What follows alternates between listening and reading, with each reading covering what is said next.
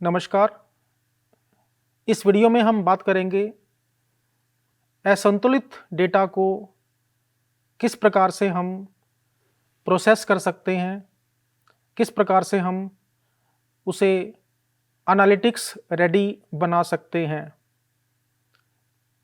Technically इसे हम बोलते हैं हैंडलिंग इम्बैलेंस्ड डेटा। असंतुलित डेटा को संभालना। किसी भी डेटा सेट में जब भी हम फीचर्स को इवैल्यूएट करते हैं, कई बार उसमें असंतुलन मिलता है और लगभग हर बार हमें असंतुलन उसमें कहीं ना कहीं मिल जाता है। असंतुलन का अर्थ क्या होता है? अगर हम काम कर रहे हैं मशीन लर्निंग एल्गोरिदम पर और हमारे पास रिकॉर्ड्स हैं मेडिकल डेटा से संबंधित, इस केस में जो डेटा है वो इम्बैलेंस्ड हो सकता है। अर्थात एक पर्टिकुलर कैटेगरी में, एक वर्ग में अधिक रिकॉर्ड्स का होना और दूसरी कैटेगरी में कम रिकॉर्ड्स का पाया जाना। अगर हमने असंतुलन को ठीक नहीं किया तो रिजल्ट्स काफ़ी खराब मिलते हैं। न्यूमेरिक फॉर्मेट में चाहे हमारे पास अच्छे रिजल्ट्स मिलें, परंतु सोशल फैक्टर्स के अकॉर्डिंग वो जो डेटा है हमारे किसी काम का नहीं होता। अगर हम इसे एक उदाहरण से समझें, अगर हमारे पास 1000 ट्रांजैक्शंस हैं बैंकिंग से संबंधित और उसमें से करीब 900 रिकॉर्ड्स नॉर्मल हैं और 100 रिकॉर्ड्स संबंधित हैं फ्रॉड से, तो ये जो डेटा है ये असंतुलित डेटा कहलाएगा। उसी प्रकार से अगर हमारे पास एक डेटा सेट है स्टूडेंट्स से रिलेटेड, उस स्टूडेंट डेटा में टोटल 500 रिकॉर्ड्स हैं और आउट ऑफ 500 रिकॉर्ड्स अगर 480 रिकॉर्ड्स एक पर्टिकुलर कैटेगरी को हाईलाइट करते हैं और 20 रिकॉर्ड्स सिर्फ किसी दूसरी कैटेगरी को हाईलाइट कर रहे हैं, तो ये भी आपका असंतुलित डेटा कहलाएगा। अगर हम इस डेटा को ट्रेन करते हैं मशीन लर्निंग मॉडल में या मशीन लर्निंग के किसी और अप्रोच में, for example deep learning model में, रीइंफोर्समेंट अप्रोच, कोई भी अप्रोच आप ले सकते हो, तो वहां पर रिजल्ट्स अच्छे नहीं मिलेंगे। इम्बैलेंसिंग को अवॉइड करने के लिए हमारे पास काफ़ी सारी टेक्निक्स अवेलेबल हैं जिनके थ्रू हम असंतुलन को संतुलित कर सकते हैं। संतुलित करने का भाव यहाँ पर यह है कि जो डेटा है वो आपका इक्वली डिस्ट्रीब्यूटेड हो, समान रूप से आपका डेटा अलग अलग वर्गों में विभाजित रहे, उसे हम बोलते हैं संतुलन या संतुलित डेटा। अगर हमारे पास डेटा है सपोज डायबिटिक पेशेंट्स से रिलेटेड और उसमें मोर देन 90% रिकॉर्ड्स, 90% से अधिक रिकॉर्ड्स किसी एक कैटेगरी से संबंधित हैं, किसी एक टारगेट से संबंधित हैं, वो डेटा भी आपका असंतुलित कहलाएगा। उसे हम डायरेक्टली मशीन लर्निंग मॉडल में ट्रेन नहीं कर सकते। अब हम यहाँ पर कुछ उदाहरण से डिस्कस करेंगे, उसके बाद फिर हम इसको इम्प्लीमेंटेशन से समझेंगे कि हम इम्बैलेंसिंग को कैसे हटा सकते हैं। मान लीजिए हम काम कर रहे हैं फ्रॉड डिटेक्शन डेटा सेट पर, क्रेडिट कार्ड फ्रॉड्स या क्रिप्टो करेंसी और banking transaction frauds. Fraud data में फिनटेक कंपनीज को rarest of the rare cases पकड़ने होते हैं। अब इस तरह के डेटा सेट में अगर 99% ट्रांजैक्शंस जेन्युइन हैं और सिर्फ 1% ट्रांजैक्शन फ्रॉड है और हमने इस डेटा को ट्रेन कर दिया, तो वहाँ पर भी हमें प्रॉब्लम मिलेगी इम्बैलेंसिंग की। एल्गोरिदम कुछ पॉइंट आउट नहीं करेगा, इम्प्लीमेंटेशन हमें आउटपुट देगी, परंतु ये मशीन लर्निंग इंजीनियर का रोल है, उसकी रिस्पॉन्सिबिलिटी बनती है कि वो डेटा को बैलेंस करे।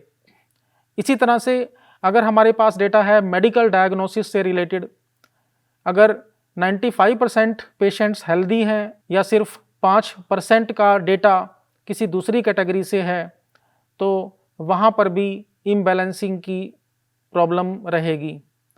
इसी प्रकार से नेटवर्क इंट्रूजन डिटेक्शन, अगर अत्यधिक रिकॉर्ड्स, मान लीजिए 98% ट्रैफिक नॉर्मल है और केवल 2% ट्रैफिक अटैक से रिलेटेड है, कोई भी अटैक, तो इस तरह के डेटा को भी हम इम्बैलेंस डेटा मानेंगे। परंतु बिना डेटा से छेड़छाड़ किए, सबसे बड़ी बात है यहाँ पर, डेटा से छेड़छाड़ किए बिना, डेटा को मैनिपुलेट किए बिना हमने इस डेटा को कैसे यूज़ करना है, इसमें हमारे पास कुछ टेक्निक्स हैं, कुछ अप्रोचेस हैं इम्बैलेंस डेटा को हैंडल करने के लिए। सबसे पहली टेक्निक है रीसैम्पलिंग टेक्निक, और रीसैम्पलिंग टेक्निक में हमारे पास दो अप्रोचेस हैं। फर्स्ट ओवर सैम्पलिंग और दूसरी टेक्निक है अंडर सैम्पलिंग। ओवर सैम्पलिंग या स्मॉट बेस्ड टेक्निक में हम कुछ एडिशनल रिकॉर्ड्स को बनाते हैं, और अंडर सैम्पलिंग में जो बड़ी क्लास है, मेजॉरिटी क्लास है, उसके कुछ डेटा को हम हटा देते हैं ताकि दोनों बराबर हो जाएं। या तो हम ओवर सैम्पलिंग करेंगे, ओवर सैम्पलिंग का मीनिंग जो माइनॉरिटी क्लास है, जो माइनॉरिटी रिकॉर्ड्स हैं, उनको हम इंक्रीज कर देते हैं, उनको हम ऑगमेंट कर देते हैं। डीप लर्निंग में कुछ अदर टेक्निक्स में इसको ऑगमेंटेशन भी बोलते हैं, रीसैम्पलिंग। दूसरी टेक्निक है राइट मैट्रिक्स, एक सही पैमाने का चुनना। सिर्फ एक्यूरेसी को ना देखकर हम मैट्रिक्स को इवैल्यूएट करते हैं, पर अगर हम इम्प्लीमेंटेशन की बात करें तो मेजर तौर पर रीसैम्पलिंग टेक्निक्स और एल्गोरिथमिक टेक्निक का इस्तेमाल किया जाता है। एल्गोरिथमिक टेक्निक का अर्थ क्या हुआ कि एक क्लास वेट पैरामीटर हमने लिया और उस पर्टिकुलर क्लास वेट पैरामीटर पर हमने एक वेट इंटीग्रेट कर दिया। वेट इंटीग्रेट करने का अर्थ क्या हुआ कि जो माइनॉरिटी क्लास के रिकॉर्ड्स हैं उसको हमने ज़्यादा वेट दे दिया, और जो ऑलरेडी जिनके मैक्सिमम रिकॉर्ड्स हैं उनको हमने कम वेट दिया। उससे क्या होगा कि दोनों की जो प्रेफरेंस है, दोनों की जो प्रायोरिटी है, वो लगभग बराबर हो जाएगी, बजाय कि कोई डोमिनेट करे। अगर 95% रिकॉर्ड्स किसी एक क्लास से रिलेटेड हैं, तो वो जो 95% रिकॉर्ड वाला जो पैरामीटर है, 95% रिकॉर्ड वाले जो एट्रीब्यूट्स हैं, वो डोमिनेट कर लेंगे पूरी प्रिडिक्शन को। तो ताकि कोई भी रिकॉर्ड, कोई भी एट्रीब्यूट, कोई भी सबसेट किसी प्रिडिक्शन को डोमिनेट ना कर सके, उसके लिए हम यूज़ करते हैं क्लास वेट। अब हम इसको इम्प्लीमेंटेशन से समझेंगे। अब हम गूगल कोलैब पर आते हैं, और यहाँ पर आप देख सकते हो गूगल कोलैब में हमारे पास एक पर्टिकुलर डेटा सेट है जिसमें 90% रिकॉर्ड्स किसी एक कैटेगरी से संबंधित हैं, ओके, और 10% रिकॉर्ड दूसरी कैटेगरी से संबंधित है। तो अब हम देखते हैं कि जब हम इसको इम्प्लीमेंट करेंगे कि बिफोर स्मॉट और आफ्टर स्मॉट, तो आप देख सकते हो कि बिफोर स्मॉट 945 और 55 ये रेशो थी। इसका मतलब क्या हुआ कि जो एट्रीब्यूट या जो रिकॉर्ड्स इस पर्टिकुलर वैल्यू से रिलेटेड हैं, 945 रिकॉर्ड्स, तो ये डोमिनेट कर लेंगे पूरी प्रिडिक्शन को। ताकि ये पूरी प्रिडिक्शन को डोमिनेट ना कर सकें, हमने इस पर स्मॉट इंप्लीमेंट किया, और स्मॉट इंप्लीमेंट करने के बाद आप देख सकते हो कि दोनों कैटेगरीज, दोनों क्लासेस 945 में हो गए। इसी तरह से मान लीजिए 100 में से 99 रिकॉर्ड्स किसी एक पर्टिकुलर क्लास से संबंधित हैं और सिर्फ 1% रिकॉर्ड दूसरी क्लास का है, तो हम क्या करेंगे, हम उनको 50-50 कर देते हैं। तो इससे क्या होगा कि कोई भी फैक्टर, कोई भी पैरामीटर उसे डोमिनेट नहीं कर पाएगा। अब हम देखते हैं कि रैंडम अंडर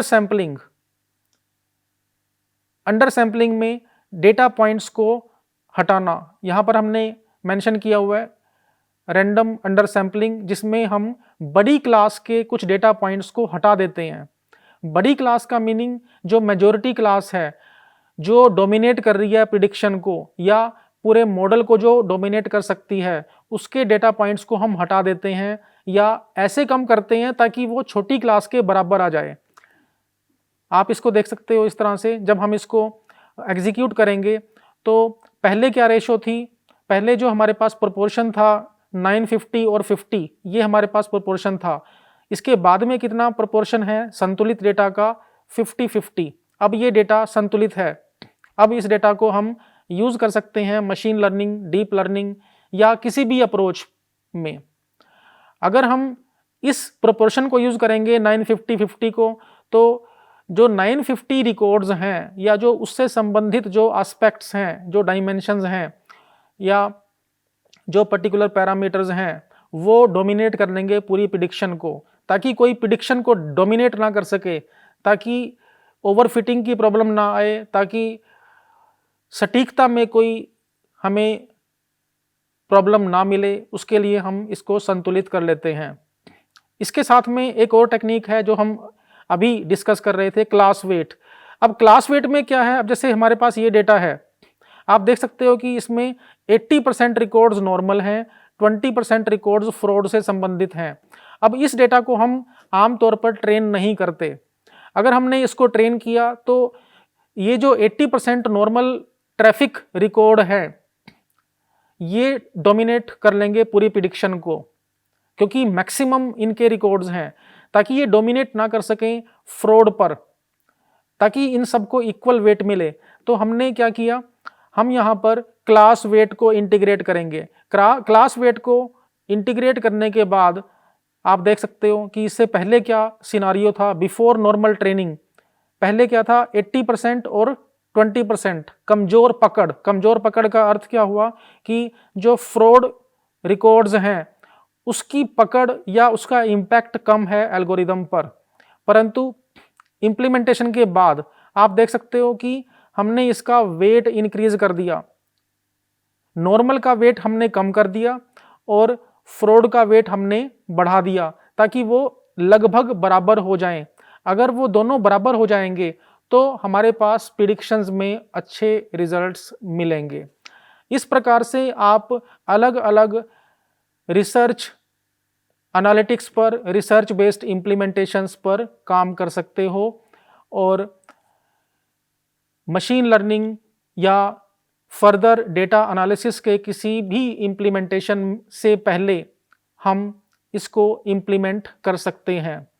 तो इस प्रकार से हम क्लास वेट, स्मॉट और अलग अलग विधियों के द्वारा अपने डेटा की बैलेंसिंग कर सकते हैं। इस वीडियो में इतना ही। धन्यवाद।